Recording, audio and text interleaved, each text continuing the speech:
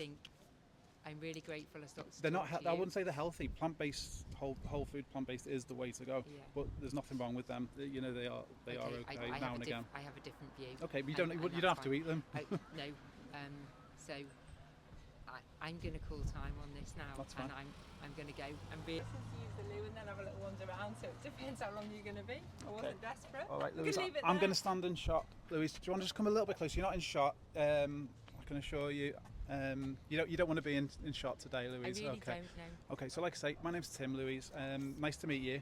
I'm doing a social experiment today. I'm just going to ask a series of questions, and from your answers, I'll just continue to ask further and further questions. Sorry, that's going to blow away.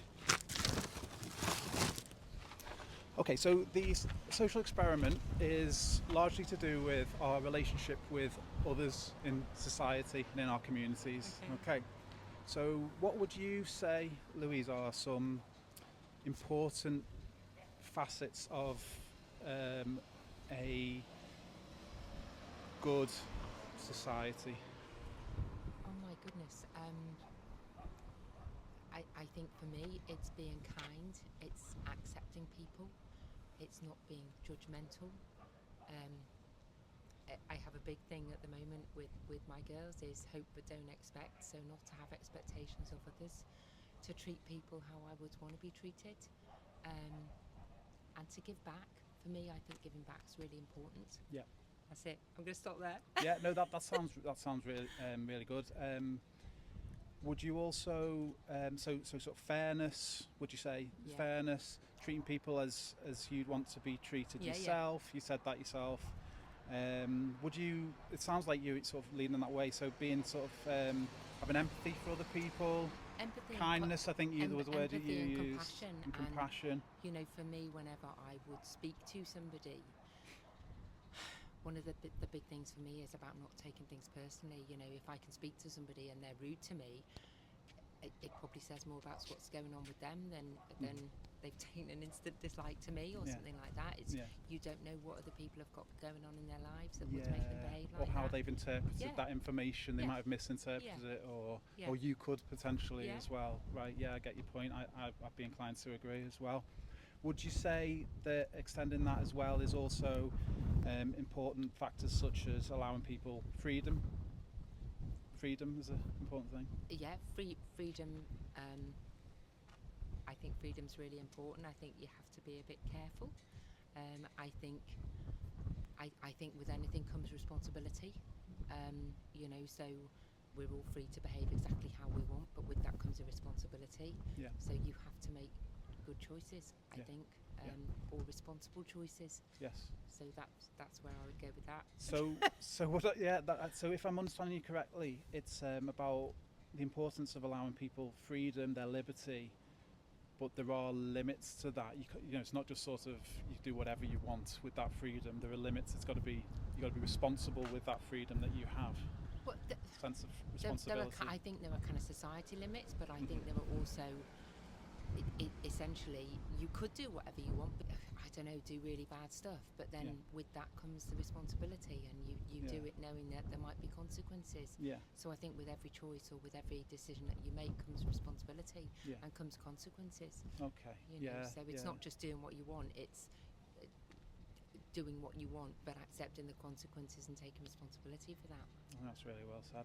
And would you also agree about the importance of all of that extending to the most vulnerable in society as well?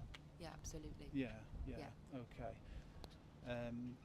All right, I'm going to pose a hypothetical to you. It might seem a bit obvious, but it'll probably become a bit apparent as a further discussion. So, hypothetical is that you're walking along here, just along the prom, and there's a lady on the floor, and there's two other individuals, and they're kicking the lady on the floor. Okay, it seems to me, you tell me if you think they've got other options, but as a passerby, you've got three options. One is that you can join in.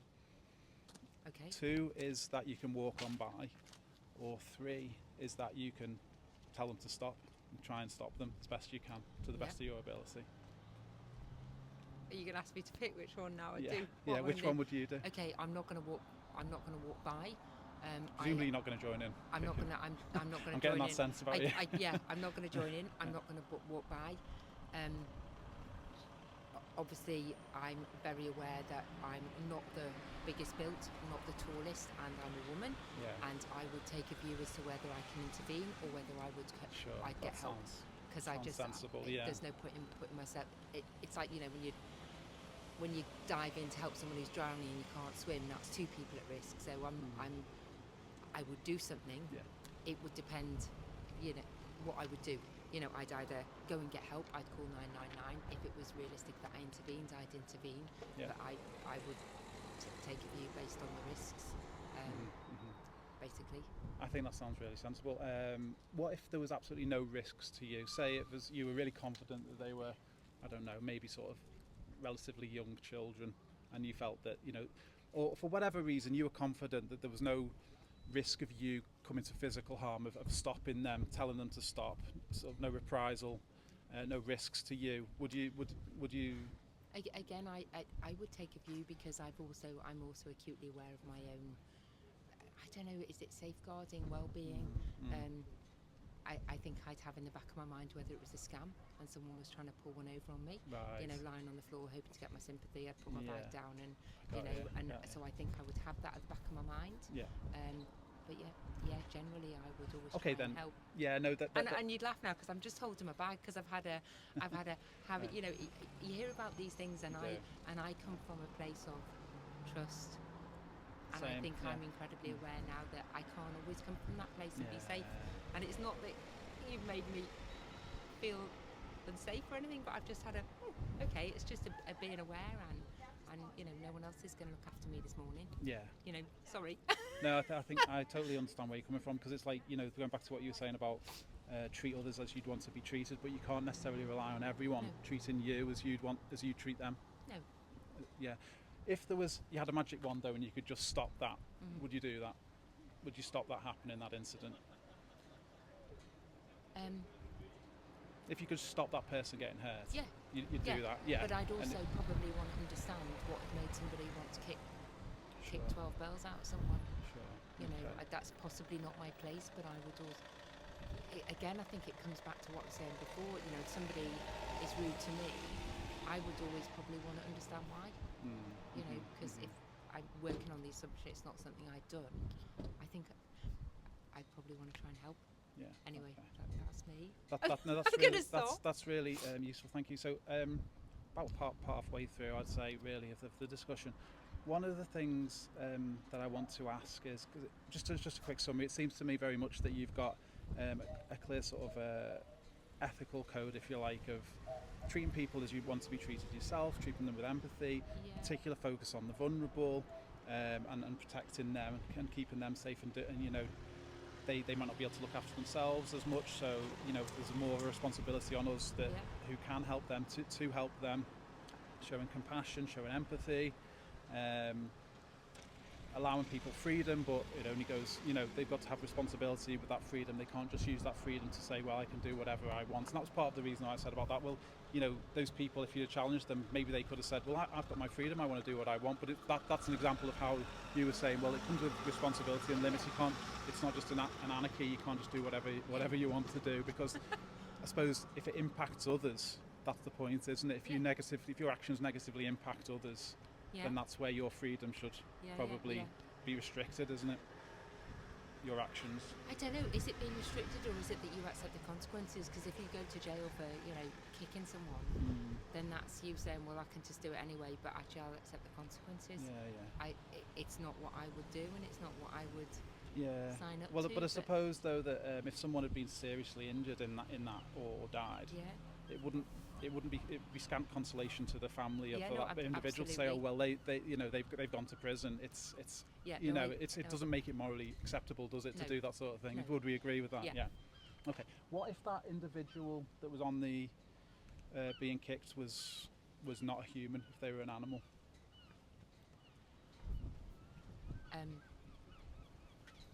That's a really hard one. You don't know the full story. You don't know if it's bitten someone. You don't know. I'm assuming it's an animal that has hasn't done anything bad, Yeah. hasn't bitten anybody. Assuming it's an animal that's innocent, that hasn't done anything bad, and you're confident of that. I probably would again want to intervene either. So if it was a dog, say. Yeah. Okay. For similar sort of reasons of Yeah. that they should be treated. Okay. with, It's treat people as you would want to be treated, and that's not just that's animals as well. Okay. What if that wasn't a dog? What if it was a pig? Well, it's the same thing, isn't it? It's Same still thing. it's still a being. It's still something that's been put on this earth. It's still a being. Absolutely. Right. Okay. I don't know if you've How am I doing? You're doing fantastic. You're doing wonderful. You're doing really well, and it seems that like your sort of moral sort of framework, if you like, is very similar to mine. Where I'm going with this is, because when I asked the first question at the start, it was like our exploring our relationship with others in community. Yeah. You noticed I didn't specify about humans I'm not good with spiders, though. Oh, okay. Because one of the things that I've come to realisation in the last few years is that a lot of the industries that I was supporting through my consumer power, if you like, were when I found out more information, when I was assisted to learn more information, was actually totally against what I sort of believe in terms of all of what we've discussed already. I won't necessarily summarise it all again. But when I'm talking about things like products, like buying meat products, buying things like eggs and milk, it was just completely against what I believed. And when I realised that I didn't have to support those industries, I stopped. So you probably sort of gathered where I'm going with this now a little bit more. I come out and talk to people about animal rights and about how, as individuals, I feel that we all have certain, or we should have certain rights. And for animals, I'm not saying that they should have the right to vote or drive a car, but just the basic right of bodily autonomy. How do you feel about that? Okay, so I'm quite careful. If we're talking meat products, if we're talking eggs, if we're talking milk, I'm quite careful what I buy. I don't eat huge amounts of meat, but when I do, I try to pick something that's been raised well and killed humanely. The same with eggs and the same with milk. I do drink milk. I'm not a vegan. If that's where you're going, I'm not a vegan. But I try where I can to make conscious choices. Actually, that's not true. I don't try. I do where I can make conscious choices. In terms of beauty products, you can tell looking at me, I'm not caked in anything particular. I always look for the beauty, the cruelty-free symbol. And that's the same with household products as well. And that's a really good point. I appreciate you raising. I appreciate you raising that. It's not just about food, where animals are impacted and treated terribly. Actually, it's all sorts of areas. Like beauty products, for clothing, for entertainment, other areas as well. Do you know much? I'm going to just. Do you know much? Are you okay for time for a few minutes? Do you know much about the dairy industry? I know bits.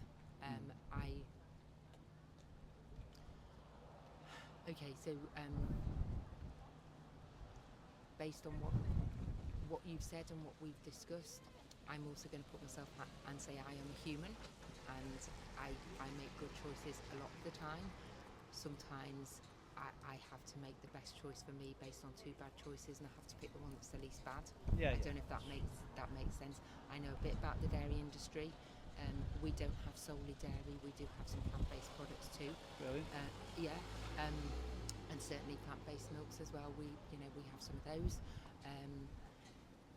And again, it comes back to. So I'm not really answering your question. No, you are. I don't know. Just giving me a bit of context. I know a bit about the dairy industry.